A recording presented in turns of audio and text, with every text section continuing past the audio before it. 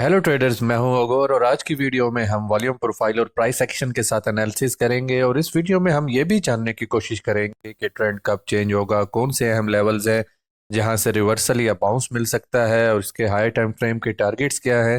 तो वीडियो शुरू करने से पहले अगर आपने चैनल को अभी तक सब्सक्राइब नहीं किया तो इसको सब्सक्राइब कर लें ताकि आल्ट कॉइन और बिटकॉइन कोई भी इंपॉर्टेंट अपडेट क्रिप्टो से रिलेटेड आपसे मिस ना हो जाए। आज का वीडियो एनालिसिस शुरू करने से पहले आपको मैं दिखाता हूँ लास्ट वीडियो में मैंने आपसे क्या बोला था। उसकी रीज़न एक ये भी है कि लास्ट वीडियो को साथ साथ रिपीट करते रहे ताकि आपके लिए आसानी हो जाए, यानी कि नेक्स्ट टाइम इस तरह का सेटअप या इस तरह की कोई चीज़ आपको नज़र आए तो आप उसको फौरी तौर पे देख सके, समझ सकें, यानी कि आपके लर्निंग में आसानी हो। इसलिए प्रीवियसली जो चीज़ मेंशन की गई थी पिछली वीडियो में वो बताना लाजमी है। तो चलते हैं पिछली वीडियो की तरफ। पहले एस एफ पीज को भी देखें तो एक ये वाला जो एस एफ पी है हमारा, इसके साथ यहाँ पे थोड़ा सा हमारा सपोर्ट रेजिस्टेंस का जोन है, लेकिन फिर यहाँ पे मुझे वही चीज डाउट में लेके आ रही है जो कि यहाँ पे हमारा लो वॉल्यूम एरिया है। तो हो सकता है कि अगर एस एफ पी हमारा बड़ा लगे और इस जोन से हम दोबारा नीचे आ जाएं, लेकिन ये रिस्की होगा। तो यहाँ पे शॉर्ट पोजीशन लेने से पहले हमें एहतियात करनी होगी। तो ट्रेडर्स, आपने देखा लास्ट वीडियो में मैंने जिस तरह से आपको बताया था कि यहाँ पे ये वाला जो हाई जोन है हमारा, ये वाला जो हाई है एसएफपी है, ये वाला एसएफपी है, लेकिन यहाँ पे मुझे डाउट हो रहा है, वो इस चीज का डाउट हो रहा है कि यहाँ पे हमारा लो वॉल्यूम एरिया है तो प्राइस यहाँ पे एसएफपी से काफी ऊपर जाके लगेगी और फिर उसके बाद शायद वापस आ जाए। तो तकरीबन वही सिनेरियो प्ले हुआ। एसएफपी हमारा 52,154 पे था, लेकिन हमारा ये जाके 53 के ऊपर ब्रेक लगी और वापस हम इसके अंदर आ गए। अब चलते हैं वीडियो के उस हिस्से की जानिब जो लास्ट में मैंने आपको बताया था कि हम अभी तो पंप कर रहे हैं, लेकिन यहाँ पे हमारा रुकना क्यों जरूरी है। लास्ट में अगर हम ऑर्डर बुक्स की बात करें तो अभी एज सच इतने बड़े ऑर्डर्स ऊपर या नीचे नहीं लगे हुए, डिमांड एंड सप्लाई इतनी ज्यादा नहीं है। उसकी रीजन यही है कि मार्केट अभी तैयार ही नहीं थी इस तरह के पंप के लिए। तो हमें थोड़ी सी रेंज बिल्ड करनी है। अगर इस चीज को देखें, लिक्विडिटी को और ऑर्डर बुक्स को देखें, तो हमें रेंज बिल्ड करनी है। यहाँ पे इस एरिया में कहीं पे ठहरना है। अभी तो हम मुसलसल ऊपर की तरफ जा रहे हैं।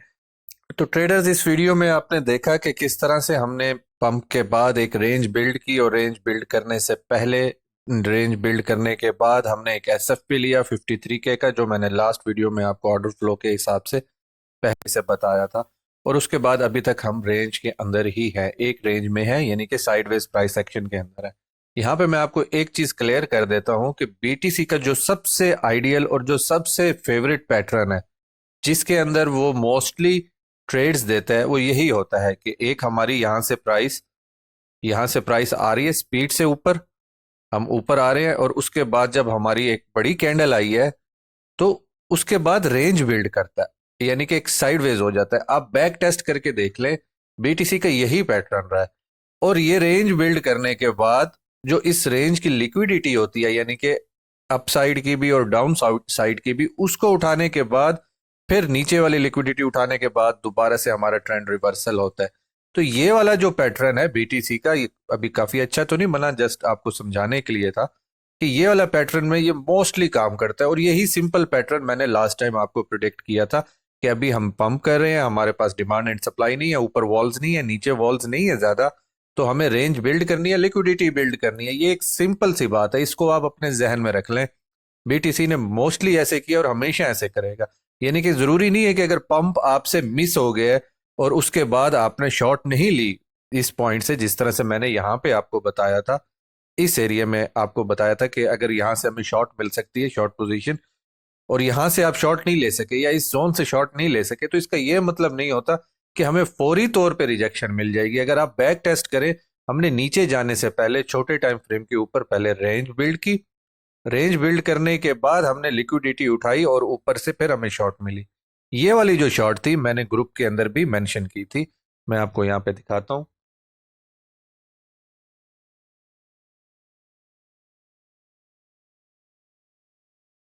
ये तो ये जब हमने रेंज बिल्ड कर ली थी तो फिर उसके बाद मैंने ग्रुप के अंदर तकरीबन 16 फेब को ये वाली मैंने एक शॉर्ट दी थी, शॉर्ट कॉल 52,856, जो कि हमारा यहाँ पे लोकल रेंज का एसएफपी था। और उस एसएफपी को, यानी कि उस हाई को उठाने के लिए, ईयरली हाई न्यू बनाने के लिए एक एसएफपी लगा जो 53 के पास जाके एंड हुआ, और साथ टाइट टाइट स्टॉप लॉस था। तो ये इतना टाइट स्टॉप लॉस था, लेकिन उसके बाद हमने रेंज रोटेशन, यानी कि जो हमारी रेंज की लोज थी वहां तक आ गए। तो लास्ट वीडियो में और मौजूदा वीडियो में एक बात तो आपको समझ आ गई, जहां पे हमारा लो वॉल्यूम एरिया होता है वहां पे प्राइस स्पीड से मूव करती है, और वो वाला एसएफपी भी हमारा या जो भी हमारा रेजिस्टेंस जोन है वहां पे थोड़ी सी प्राइस ऊपर की तरफ जाके फिर नीचे की तरफ आती है। यानी कि इंस्टेंट रिएक्शन हमें फौरी तौर पे नहीं मिलता लो वॉल्यूम एरिया की तरह। यहाँ पे हमें इसलिए इंस्टेंट रिएक्शन मिला इस हाई को उठाने के बाद कि हमारा फौरी ड्रॉप आया। उसकी रीजन ये हाई वॉल्यूम एरिया था। यहाँ पे मैं कॉन्फिडेंट था और लास्ट टाइम भी आपको वीडियो में बताया था, यहाँ पे मैंने आपको बोला था ये रिस्की हो सकता है, ये वाला एरिया शॉर्ट के लिए रिस्की हो सकता है, इस तरह का नहीं है क्योंकि यहाँ पे हमारा हाई वॉल्यूम नहीं है। तो तकरीबन वैसे ही प्ले आउट हुआ कि एक हमें छोटी ट्रेड मिली, लेकिन 50.44 ने इसको यानी कि सपोर्ट किया। 50.4 पे हमारा कोई टेक्निकल सपोर्ट नहीं थी, यानी कि कोई ऐसा लेवल नहीं आ रहा था जहां से हमें ये मल्टीपल बाउंसेस मिले हैं। उसकी सिर्फ एक रीजन थी। उस रीजन में जाने से पहले मैं आपको एक वीडियो और दिखाना चाहता हूँ। जो कॉइन बेस है, कॉइन बेस पे हमारी नजर रखना इस वजह से जरूरी है कि जितने भी हमारे एटीएफ्स अप्रूव हुए हैं उनका जो है ना, ये ऐसे समझ लें कि आप तस्दीक कुनंदा है, यानी कि ये गारंटियर समझ लें, या मेन हमारा कॉइन बेस है। पहले हम बाइनांस को देखते थे, बाइनांस पे क्या हो रहा है, अब हम कॉइन बेस के ऊपर देखेंगे। तो जिस तरह से ये हमारा, तो ट्रेडर्स जिस तरह से आपने लास्ट वीडियो में देखा, मैंने आपको बताया था कॉइन बेस पे नजर रखें। कॉइन बेस अब जो है ना हमारा मार्केट मूव किया करेगा, पहले बाइनांस करता था। तो यहाँ पे मैं आपको बताऊं, हमारी कोई टेक्निकल सपोर्ट इस जोन में नहीं थी, ये हमने लोकल रेंज बिल्ड की हुई थी, लेकिन फिर भी हमें मल्टीपल बाउंसेस जो इस लो से मिल रहे थे। एक तो ये अनकट वी वेब थी, हमारा most powerful tool in the trading view, लेकिन उसके बाद यहाँ पे अगर आप देखें तो कॉइन बेस ने हर लो के ऊपर, इस लो के ऊपर जितनी भी हमने लोज बनाई है, इस सिर्फ इसी जोन को आप देखें, सिर्फ इसी जोन को किसी एक्सचेंज ने वॉल्यूम नहीं डाला, किसी एक्सचेंज की तरफ से वॉल्यूम नहीं आया, लेकिन जो लोज को प्रोटेक्ट किया है वो जस्ट कॉइन बेस ने किया है। यहाँ पे आप देखें, चाहे ये वाली लो हो, ये वाली लो हो, और उसके बाद ये वाली हमारी रीसेंट लो हो, तो उससे पहले कॉइन बेस ने ही वॉल्यूम इंजेक्ट किया।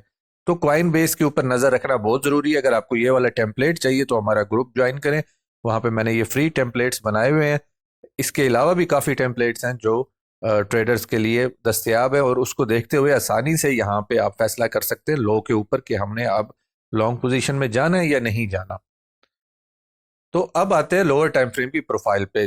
तो ये तो हो गया जो जिस तरह से मैंने आपको बताया था लास्ट वीडियो में, यानी कि एक पंप आएगा और उसके बाद हम कुछ अर्सा रेंज करेंगे। तो टेक्निकली जो हमारी सपोर्ट बन रही थी वो 50 के बन रही थी, जहां पे एक छोटा सा हमने एक वॉल्यूम क्रिएट किया हुआ था, और इस वॉल्यूम की पीओसी भी 49906 यानी कि 50 के ही समझ ले ऑलमोस्ट के पास आ रही थी।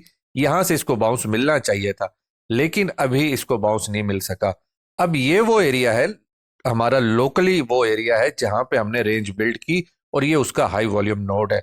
हाई वॉल्यूम नोड की जो हमारी पीओसी आ रही है वो तकरीबन 51816 के पास आ रही है। तो ये पीओसी जो है वो अभी बिटकॉइन के लिए दर्द सर बनी हुई है कि क्योंकि हम इसको अभी तक फ्लिप नहीं कर पा रहे, इससे ऊपर नहीं जा पा रहे, इस हाई वॉल्यूम नोड से हम ऊपर नहीं जा पा रहे। यहाँ पे हमने 3 दफा एक हाइज बनाई है, लोकल हाइज बनाई है, टॉप्स बनाए हैं लोकल, और उसके बाद हम नीचे की तरफ आ गए। तो यहाँ पे हम रेंज बिल्ड हुए हुए हैं।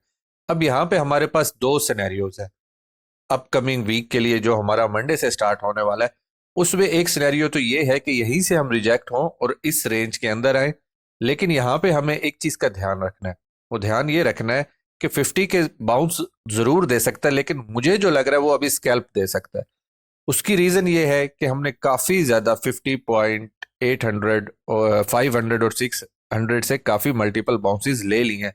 तो ये 50 के यहाँ से एक बाउंस दे सकता है। फिर हमने देखना होगा कि ये वाला जो रेंज VAH या ये वाली जो हमारी अनकट वीवैप है, जो कि ट्रेंड की मैंने यहां से ली हुई है, ये हमें सपोर्ट करती है या नहीं करती। एक चीज ये देखना होगा।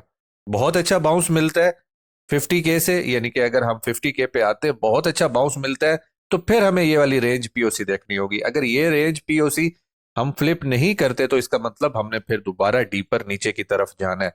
लेकिन जो आइडियल सिनेरियो है मार्केट मेकर्स के लिए, वेल्स के लिए, इंस्टीट्यूशंस के लिए, या जो बड़े प्लेयर्स हैं उनके लिए आइडियल सिनेरियो जो है वो मैं आपको बता देता हूं। वो आइडियल सिनेरियो ये होगा कि यहां से हम हल्का सा स्कैल्प लें और उसके बाद रेंज रोटेट कर दें। रेंज रोटेट करने के बाद हम 48 वाला जो ये हमारा जोन है, और ये जो 47 वाला जोन है, जो मैंने आपको पिछली वीडियो में भी और हायर टाइम फ्रेम में भी बताया हुआ है कि हमारा जो मेन स्पोर्ट जोन है वो 47 से 48 के का एरिया, यानी कि ये वाला जो हमारी रेंज पीओसी है। तो ट्रेडर्स ये मुझे आइडियल सिनेरियो लग रहा है कि हम 47 48 47 की भी बात नहीं करते, 48 से बात करते हैं कि ये वाला जो हमारा रेंज का पीओसी है 48,000 या 48,200, इस एरिया से हम दोबारा ऊपर की तरफ जाए। यहाँ पे ऐसा मुझे क्यों लग रहा है, इसकी दो वजूहात है। एक तो टेक्निकल वजूहात भी है कि हमारा जो लिक्विडेशन है 49 के और 50 के वाली, दूसरा यहाँ पे जब हम इस प्राइस को ब्रेक कर रहे होंगे तो 50 के ब्रेक होना एक साइकोलॉजिकल लेवल है, जिसके बाद ट्रेडर्स मोस्टली शॉर्ट्स में आ जाएंगे और पूरी मार्केट बेरिश हो जाएगी कि 50 के ब्रेक हो गए और अब हमने 40 30 20 के पता नहीं कहाँ कहाँ जाना है। तो उस सिनेरियो में उन शॉर्ट्स को ट्रैप करने के लिए 48.2 या 48,000 से हमारा बाउंस दोबारा से ऊपर की तरफ एक आइडियल सिनेरियो बनता है, जिसके बाद हम दोबारा से कंटिन्यूएशन स्टार्ट कर दें। आल्ट्स भी जो है हमारे काफी नीचे आए हुए होंगे और ये 48 के का जो जोन है, 48 या 47 के का जो ये हमारा स्पोर्ट जोन है, ये हमें फिर एक अच्छा बाइंग अपॉर्चुनिटी दे सकता है। ये एक आइडियल सिनेरियो है जो मुझे अभी तक लग रहा है। हाई टाइम फ्रेम की प्रोफाइल के हिसाब से मैं आपको दिखाता हूँ कि हाई टाइम फ्रेम की जो हमारी प्रोफाइल और सपोर्ट रेजिस्टेंस जोन है, ये वाले रेजिस्टेंस इस एरिया ने हमें एक तो रिजेक्शन दे दी है। अब यहाँ पे हमारी उस रेंज की पीओसी है जो मैंने आपको बहुत अरसे पहले से ये दिखाई हुई है, ये वाला एरिया, और लास्ट वीडियो में डिटेल से मैंने बताया था ये हमारा स्ट्रक्चर का है। इसकी रीजन क्या है, इस 47,300 की या फिर ये 48 के की जो 248.2 के का एरिया है, इसकी रीजन एक और भी है। ये रीजन है कि यहाँ पे मैंने आपको बताया था कि इस एसएफपी को लेने के बाद इस एसएफपी के दरमियान हम कुछ अर्सा रेंज करें, यानी कि यहाँ से यहाँ तक जब तक हमारी हाल्विंग नहीं आ जाती। तो ये एक सिनेरियो जो है मुझे अभी तक तो प्ले होता हुआ नजर आ रहा है, क्योंकि हम यहाँ से ड्रॉप तो हो चुके हैं, लेकिन ये कंफर्म होगा कि जब हम 48 और 47 से बाउंस लेंगे और उसके बाद यहाँ से दोबारा ड्रॉप होंगे, यानी ये फिर बात का फैसला है। हो सकता है थोड़ा सा ऊपर जाके फिर ड्रॉप हो, जरूरी नहीं है इसी के अंदर ही ड्रॉप हो, थोड़ा सा नीचे और थोड़ा सा ऊपर, इतना चलता है बीटीसी के अंदर। लेकिन कहने का मकसद ये है कि ये वाला सिनेरियो अभी तक प्ले होता हुआ नजर आ रहा है। और उसके बाद जो हमारा सॉलिड हाई टाइम फ्रेम की सपोर्ट और रेजिस्टेंस जोन है वो 44.356 है। तो ट्रेडर्स ये थी आज की वीडियो। अगर आप free trade calls, free signals और फ्री मार्केट अपडेट या हमारे लाइव लर्निंग सेशंस लेना चाहते हैं तो इस वीडियो के डिस्क्रिप्शन में ग्रुप का लिंक मौजूद है, उसको ज्वाइन कर लें।